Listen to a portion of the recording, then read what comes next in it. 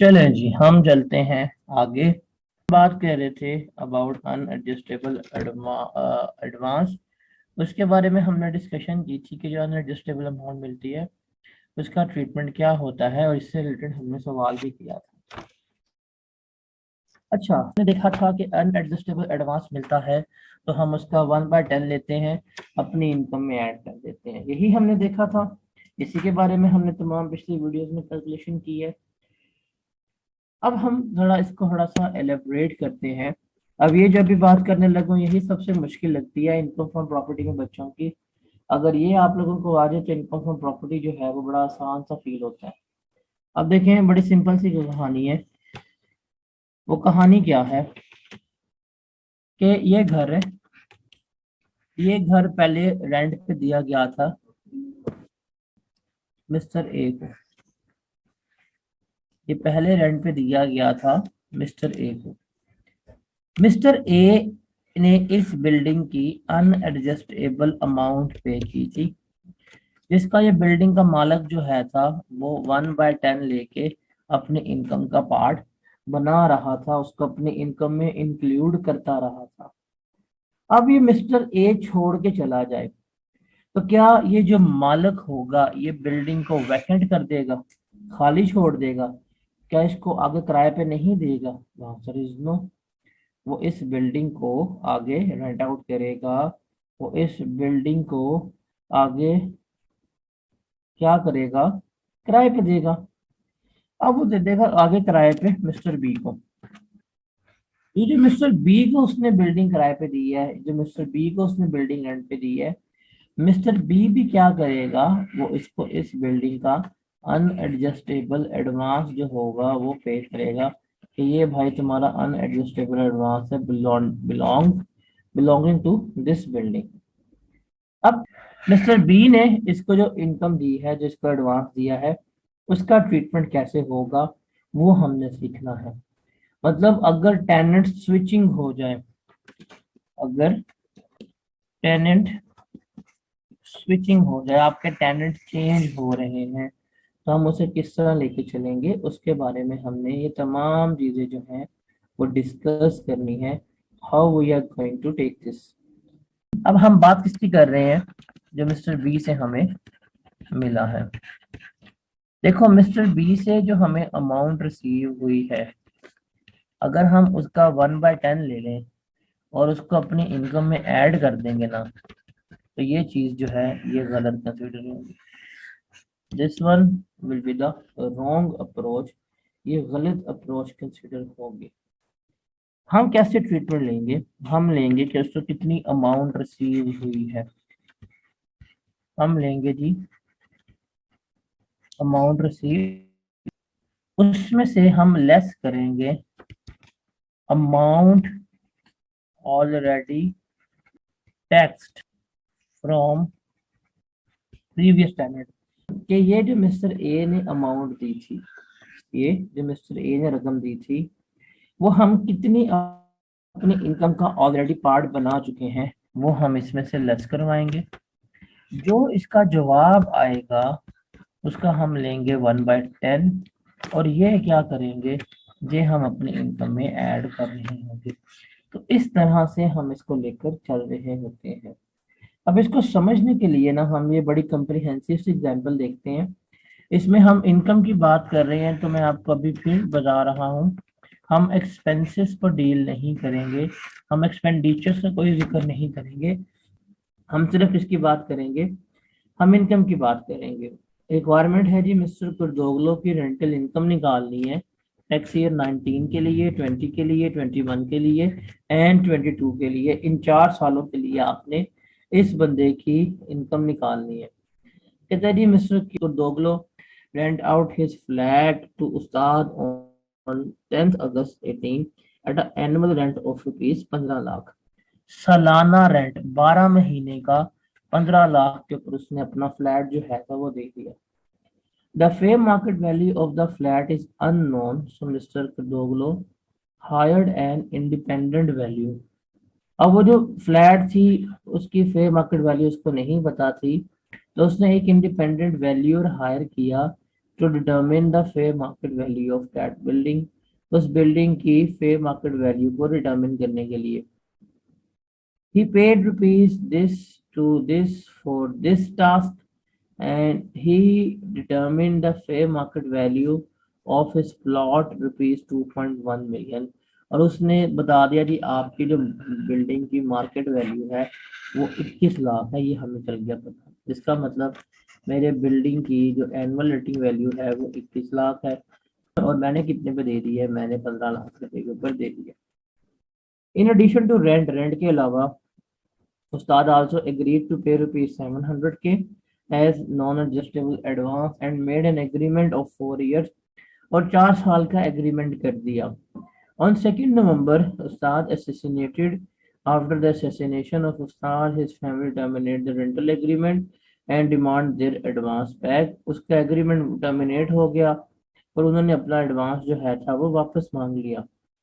After the vacation of flat, flat खाली करने के बाद the owner let out that flat to her friend at rupees 145 per month. Kurzoglu took rupees 960 as an unadjustable advance and reimbursed the previous one। तो ये सारी की सारी हमारी कहानी है। चलें जी, इसको हम सॉल्व करते हैं। पहले हम कैलकुलेट करते हैं टैक्स ईयर 19 की इनकम। तो ये आ जाएगा हमारे पास टैक्स ईयर 19। इसमें इसको पहले लेंगे हम अनएडजस्टेबल एडवांस, वो था 7 लाख। यहाँ पे 2 कॉलम आते हैं, एक रुपीज का, एक यहाँ पे रुपीज का। यहाँ आ जाएगा जी अनएडजस्टेबल एडवांस 700K। इसका हम लेंगे 1/10 और ये बनेगा 70,000। ये इनकम में ऐड हो जाएगा। फिर बारी आएगी रेंट की। अब रेंट का फॉर्मूला क्या होता है, एक्चुअल और एनुअल रेटिंग वैल्यू या फेयर मार्केट वैल्यू, वो हम यहाँ पे ले रहे होते हैं। जो इनमें से हायर होगा हम क्या लेंगे, उसमें से कंसीडर करेंगे। अब यहाँ पे एग्जामिनर जो है वो कम्प्लेक्सिटी लेके आता है और कंफ्यूज करता है। अब आप देखो ध्यान से, फोकस होके, ये इसने क्या कहा है, उसने कहा है एनुअल रेंट जो है वो 15 लाख है। इसका मतलब है 15 लाख कितने महीने का है, ये 15 लाख हमें 12 महीने का रेंट गिवन किया है। लेकिन हमने तो ये फ्लैट अगस्त में दिया, हमने तो ये फ्लैट अगस्त में दिया है, क्या हमने 12 महीने के लिए इसको रेंट आउट किया? The answer is no. हमने कितने महीने के लिए रेंट आउट किया है, 11 मंथ्स के लिए। तो हमें 11 महीने का रेंट यहाँ पे लिखना पड़ेगा। अगर मैं 15 लाख लिख दूंगा तो मेरा जवाब क्या हो जाएगा, एब्सोल्युटली गलत हो जाएगा। तो यहाँ पे आंखें दिमाग खोल के बैठिएगा कि वो उसने आपको एनुअल वैल्यू दी है और देखो रेंटल पीरियड कितना बन रहा है। अगर रेंटल पीरियड एनुअल वैल्यू दोनों चेंज है तो आपने फिर जितने महीने का रेंट आउट किया है उतने महीने का रेंट लेना है। तो हम क्या करेंगे, हम लिख लेंगे एक्चुअल रेंट जो है वो 15 लाख है, डिवाइड करेंगे 12 पे, मल्टीप्लाई करेंगे 11 से, और ये कितना आ जाएगा, इट वुड बी 1375,000, ये हमारा बन जाएगा। And same goes with fair market value.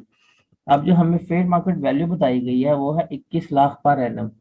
21 lakh per annum का मतलब है कि 12 महीनों का रेंट जो है वो 21 लाख बनेगा, बट हमने तो 11 महीने की रेंट आउट दिया हुआ है। तो ये कितना आ जाएगा, 21 lakh divide by 12 multiply by 11, 1925,000। अब देखो हायर कौन सी है, एब्सोल्युटली ये मार्केट वैल्यू, हम तो हायर लेंगे।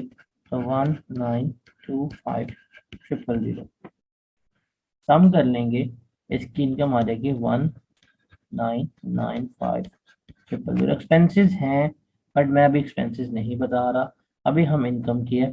तो 19 में इसकी इनकम जो है वो इतनी बन जाएगी। अब 20 की भी निकाल लेते हैं, तो जैसे हमने 20 का ही बताया था। अब 20 की इनकम तो बड़ी सिंपल है ना, 20 की इनकम तो बहुत ही सिंपल है, हम ले लेंगे अनएडजस्टेबल अमाउंट, ये यहाँ पे एज इट इज आ जाएगी टैक्स ईयर 20 में। और जब हम रेंट की बात करेंगे, रेंट में एक्चुअल जो है वो सालाना 15 लाख है, और जो मार्केट वैल्यू है वो 21 लाख है, तो हम तो हायर लेंगे, तो ये हमारा 21 लाख आ जाएगा।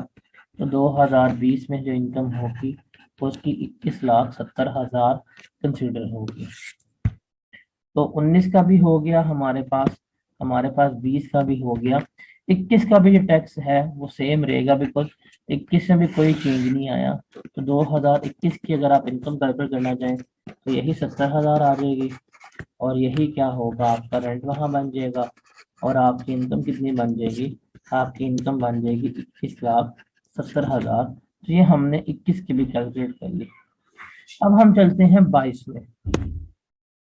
अब हम चलेंगे 22 में।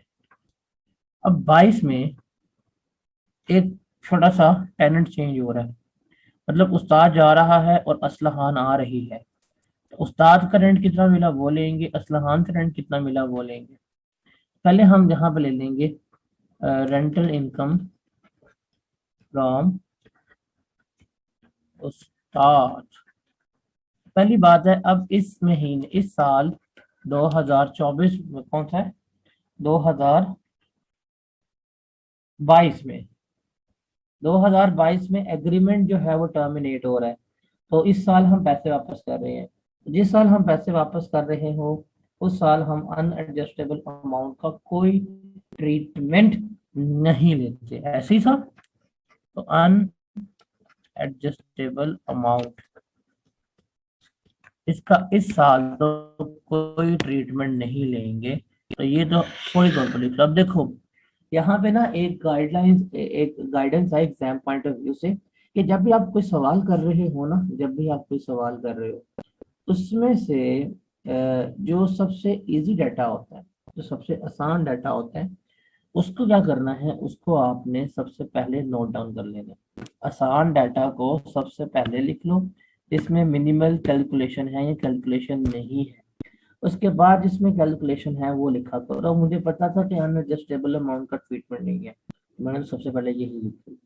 फिर हम रेंट की बात करते हैं। अब रेंट में भी हमारे पास आ जाएगा एक्चुअल और फेयर मार्केट वैल्यू। अब वो कब गया था जी, उसकी तोड़ उतारी गई है, मतलब उसको असैसिनेट किया गया है 2 नवंबर को। तो नवंबर के इनिशियल डे में उसको कर लिया। तो हम यहाँ पे एज्यूम कर रहे हैं कि अभी नवंबर का रेंट पे नहीं हुआ हुआ होगा, तो ये जुलाई, अगस्त, सितंबर 3 महीने का रेंट बन रहा है। हाँ जी, ठीक है। ऑन 2 नवंबर उसका फैमिली ने इमीडिएटली रेंटल एग्रीमेंट टर्मिनेट कर दिया। तो ये हम 3 महीने का यहाँ पे ले लेंगे। एक्चुअल रेंट था 15 लाख, 12 पे डिवाइड किया, अब कितना होगा, जुलाई, अगस्त, सितंबर, अक्टूबर, 4 महीने, सॉरी 4 महीने का हम इसमें से रेंट ले लेंगे, कितना आएगा, और हम 4 महीने की फेयर मार्केट वैल्यू जो है वो भी कंपेयर कर लेंगे कितनी आएगी। इसमें से जो हायर होगा वो इनकम का पार्ट बन जाएगा। ये बारी आ गई उस्ताद की। अब दूसरा भी तो है, अब दूसरा है रेंटल इनकम असलहान। ये असलहान से रेंटल इनकम मिल रही है, उसको देखते हैं। इसने दिया था रेंट 1,45,000 पर मंथ, और अनएडजस्टेबल एडवांस 9,60,000। पहले देखते हैं हम अनएडजस्टेबल अमाउंट का ट्रीटमेंट, इसका मैं यहाँ पे सॉल्व करता हूँ अपने लिख के। अब देखो ये जो अमाउंट दी है असलहान ने, अमाउंट कितनी दी है, 9,60,000। अगर मैं इस 9,60,000 का 1/10 लेके ऐड कर दूं ना, मेरा जवाब गलत हो जाएगा। क्यों? बिकॉज यहाँ पे हमारा टैलेंट चेंज हो रहा है, हमारा किराएदार एक जा रहा है दूसरा आ रहा है। तो पहले वाले की हमने अनएडजस्टेबल अमाउंट वापस की है, और अगले वाले से हमने अनएडजस्टेबल अमाउंट ली है। तो इसका ट्रीटमेंट हम कैसे करेंगे फिर? सिंपल सी बात है, जो हमें अमाउंट रिसीव हुई होगी हम वो पकड़ेंगे, 9,60,000। इसमें से लेस करेंगे जो प्रीवियस स्टैंडर्ड की हम अनएडजस्टेबल अमाउंट अपनी इनकम का पार्ट बना चुके थे। देखो, हमने यहाँ पे भी इनकम का पार्ट बनाया था, हमने यहाँ पे भी इनकम का पार्ट बनाया था, हमने यहाँ पे भी इनकम का पार्ट बनाया था। तो जो पिछला किराएदार था, जब उसने हमें अनएडजस्टेबल एडवांस दिया था, तो 3 साल तक मैंने उसको इनकम का पार्ट बनाया था, विच मीन्स कि मैंने 2,10,000 अपनी इनकम में शो किया था। इसको लेस कर दोगे, आपके पास आ जाएगा जवाब 7,50,000। अब इस 7,50,000 का 1/10 लेंगे, तो क्या बनेगा? 75,000 बनेगा। और ये 75,000 क्या करेंगे? आप इसके इनकम में ऐड करेंगे। तो यही बात हमने इनिशियली की थी कि जो अनएडजस्टेबल एडवांस मिलता है, अगर हमारा टेनेंट चेंज हो रहा हो, तो जो हमें अमाउंट रिसीव होगी वो ली कि जी हमें नए आने वाले ने इतने पैसा दिया। प्रीवियस स्टैंडर्ड की जो हम इनकम ऑलरेडी टैक्स कर चुके हुए थे, तो प्रीवियस स्टैंडर्ड ने हमें दिया हुआ था 7 लाख, और हमने उसको 3 साल तक अपनी इनकम का पार्ट बनाया था, तो वो हमने 2,10,000 लेस करवाया बीच में से, रिमेनिंग आया हमारे पास 75, 7,50,000। इसका 1/10 लेके मतलब 75,000 जो है वो हमने अपनी इनकम में ऐड किया। तो इस तरह से हम इसको लेकर चल रहे होते हैं। फिर आ जाएगी बारी रेंट की। रेंट में ले लेंगे एक्चुअल रेंट। एक्चुअल रेंट है जी 1,45,000 पर मंथ, और ये 8 महीने का रेंट बन रहा है। 145 इंटू 8, और हम लेंगे फेयर मार्केट वैल्यू। अब मेरे पास फेयर मार्केट वैल्यू जो है वो 21 लाख ही चल रही है, वो मैंने चेंज ही नहीं की। 21 lakh divide by 12 multiply by 8। अब आप इसको बताएं, इसको बताएं क्या क्या जवाब आता है? 145 इंटू 8 और 21 लाख डिवाइड बाय 12 इंटू 8, ये बनेगा हमारा 1,160,000, और ये बनेगा 21 lakh divide by 12 multiply by 8, 14 lakh. अब इन दोनों में से हायर क्या है? 1.4 मिलियन, तो हम यहाँ पे लिख लेंगे। हम इसको सम करेंगे, 14 7 21, 21 और 75, 2175,000 जो होगी वो क्या कंसिडर होगी? वो इसकी इनकम फ्रॉम प्रॉपर्टी कंसिडर होगी टैक्स ईयर 2022 के लिए।